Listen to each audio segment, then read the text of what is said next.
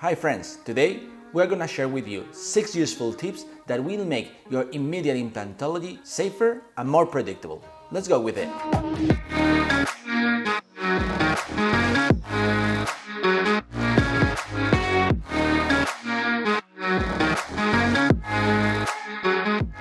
Hi friends, I'm José Luis Mompel, and together with my partner in crime, Dr. Juan Lara, we're gonna share with you 6 useful tips that will make your immediate implantology safer and more predictable.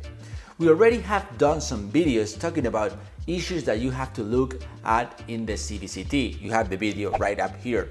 But today we're gonna share with you 6 tips, 6 really important ideas that you need to know when doing immediate implantology. First tip we want to share with you is the need of anatraumatic extraction. It's absolutely mandatory to preserve as much as we can. Okay, so be very careful when doing your extraction.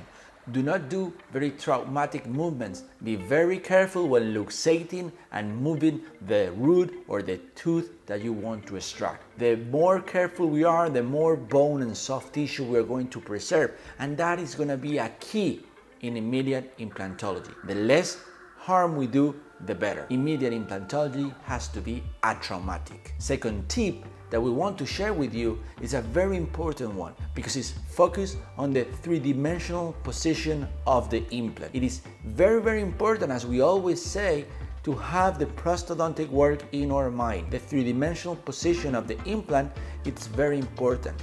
We cannot place it too towards the buccal, too towards the lingual or palatal, too low or too high. It is very important to place it exactly where it has to be. For that, we need to keep in mind that the emergency of the screw, if we want to do a screw retained crown, has to be a little bit towards the palate. And also that for immediate implantology, we need to intrude the implant a little bit, okay? We have to place our implant at least 3, 4, or even 5 millimeters from where we want our prosthetical crown to emerge. It is better to place our implant 1 millimeter intrude than 1 millimeter extrude. It is very important, the three-dimensional position of the implant. Little bit intruded, little bit towards the palate when talking into the anterior region of the maxilla. Another tip is that when we are doing immediate implantology in the anterior region of the maxilla, the aesthetic area, we always have to think about some connective tissue graft. Why? Because every single time we do an extraction on every single area of the mouth, we're going to have some kind of bone resorption.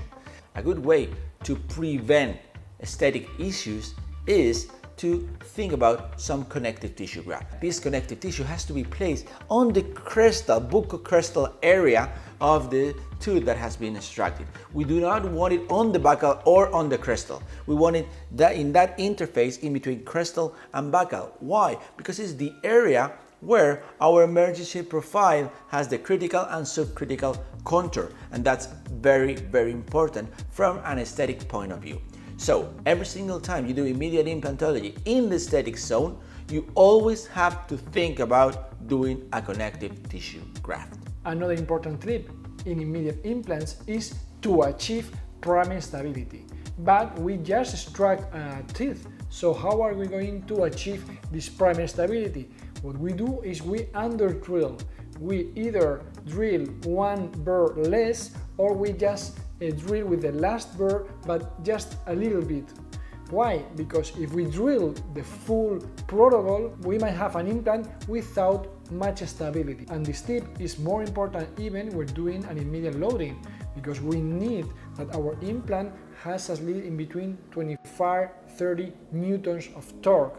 So we should underdrill for this type of implants. Keep that in mind. Also, remember when doing immediate implants that we should fill the gap with biomaterial, and we prefer to fill the gap with biomaterial of slow resorption. Why? Because we need to keep that space around our implant.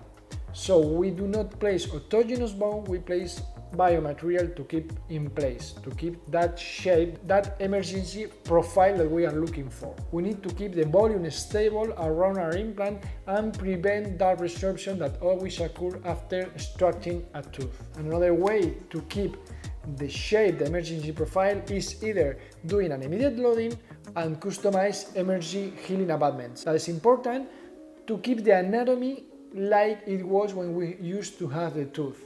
So guys, keep these tips in mind, comment any question that you have, and remember, in implantology, always the scalpel in your hand, but the prosthodontic work in your mind. See you soon.